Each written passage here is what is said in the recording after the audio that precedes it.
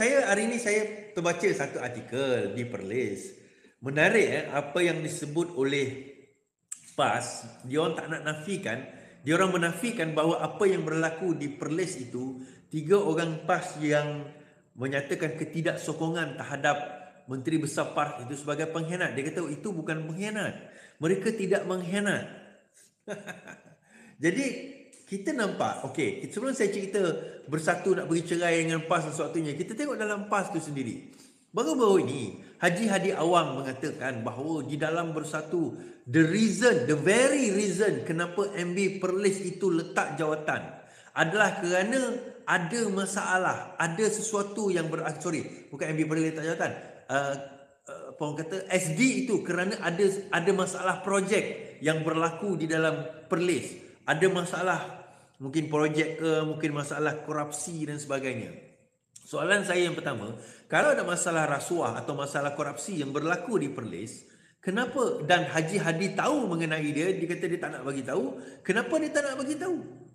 Kan, kalau kita bising tempoh hari Setiausaha Politik, bekas Setiausaha Politik Menteri Wilayah Siva Mala cerita pasal 50 juta orang dok bising, dia tak lapor kepada SPRM kerana itu satu kesalahan. Maka ia juga menjadi satu kesalahan kalau Haji Hadi Awang tahu tentang ada penyelewengan yang berlaku di Perlis tetapi tak nak lapor SPRM.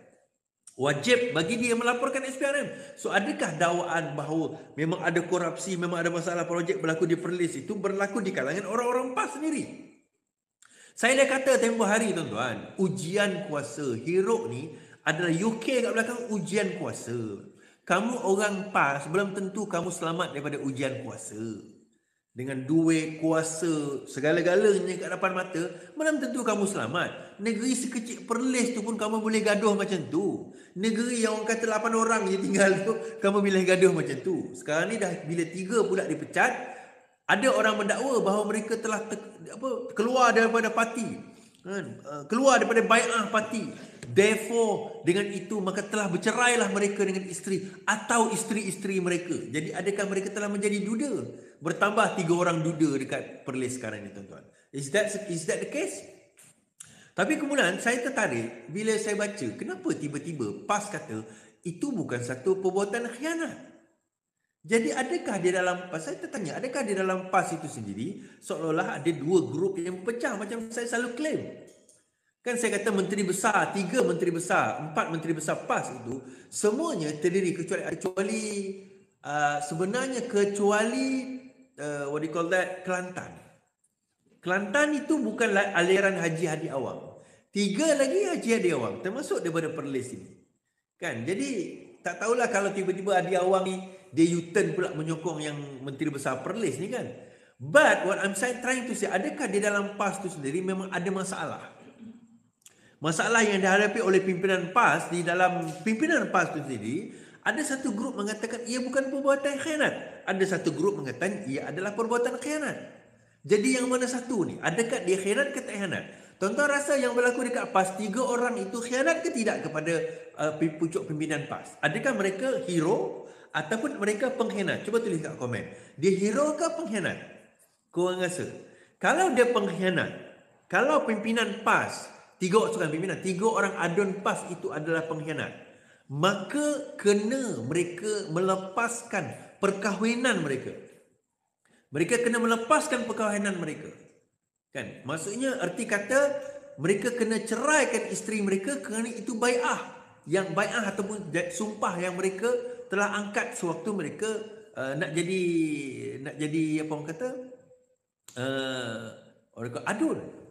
Kalau mereka hero juga, itu pun pengkhianat juga bagi PAS. Sebab apa tuan-tuan? Kerana kalau kita kata hero untuk siapa? Sebab yang naik jadi menteri besar sekarang ini di Kelantan adalah Bersatu. Sebagaimana yang diorang nak in the first place dahulu. Asal dahulu tuan-tuan, masa pembentukan Perlis, Bersatu nak lantik yang menteri besar sekarang untuk jadi menteri besar. Diorang pernah ugut seawal lantikan itu, seawal pembentukan kerajaan tu untuk mereka nak tarik sokongan. Mereka nak tarik sokongan. Tapi pada masa itu mereka tahu kalau mereka tarik sokongan pun tak tumbang kerajaan kerana Perlis PAS adalah majoriti. Jadi mereka stay.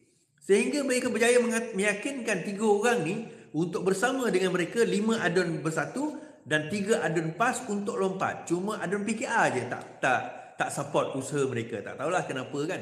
Mungkin kerana dia rasa nak kerajaan stabil ke apa. Allahualam, saya tak tahu. YB Gun kenapa dia tak ambil tindakan. But point is, apa yang berlaku sekarang ini memang itulah calon yang memang bersatu dah namakan. So bila PAS apa orang kata, yalah, PAS dok bising kepada bersatu, kenapa tak ambil tindakan kepada 5 adun bersatu?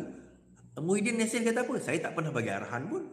Saya tak pernah bagi arahan pun kepada mereka untuk tarik sokongan. Saya tak pernah bagi tahu pun untuk mereka mengatakan supaya tidak menyokong menteri besar.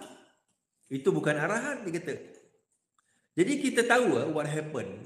Yang berlaku di Perlis ini memang perancangan bersatu. So because of that, oleh kerana itu kita nampak hari ini statement demi statement, Nik Abdul keluar statement, Fadli Syahari keluar statement, pimpinan-pimpinan PAS duk keluar statement, kawan tikam kawan. Kawan tikam kawan. Tuan-tuan, kita nak cerita kawan tikam kawan ni, orang yang paling banyak tikam kawan adalah PAS.